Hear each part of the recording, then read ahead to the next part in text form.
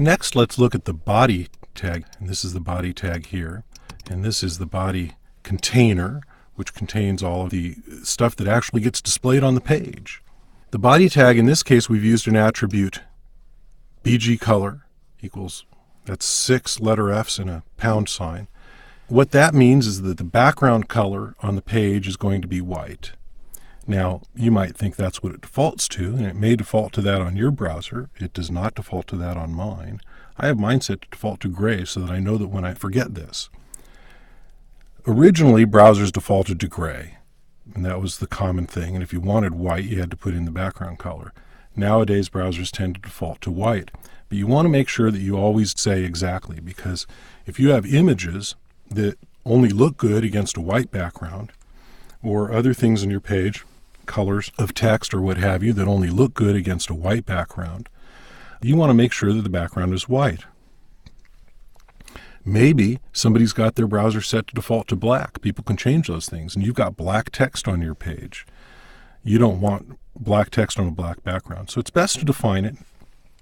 So I have it in my standard template, and this just ensures that we know what we get. Now, some people use the word white, and you can do that here, and it works. You can just, instead of all this here, you can just type in white, and that'll work. And it works for white, and it works for black, and it works for blue, and a few other colors. But for some of the more exotic colors that you can type in there, like turquoise or chartreuse or magenta, those colors may end up looking different on different browsers unless you use browser-safe colors. So in order to use browser-safe colors and to know exactly what the color is going to be, I always use the hexadecimal codes. And you can find all the information you would ever want to know about those hexadecimal codes and what they mean on Linda's website at lynda.com. Now we have the content of our document here, and we'll just go through this briefly. We're going to talk about each of these tags in a lot more detail later on. But there's the center tag, and this means that everything between here and there gets centered.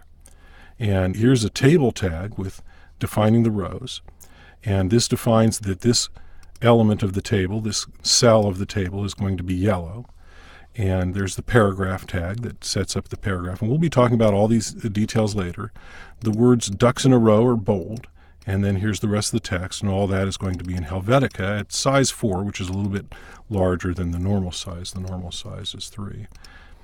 So let's take a look at this one more time in the browser, and we see there it is. You've got the yellow background in the table cell, you've got the ducks in a row in bold, and there's all the rest of that text, and it's all in Helvetica. And so here's our first document, and you'll find this on the CD-ROM as transitional.html. And I encourage you to look at it and change a few things in it and see what happens and run it in your browser.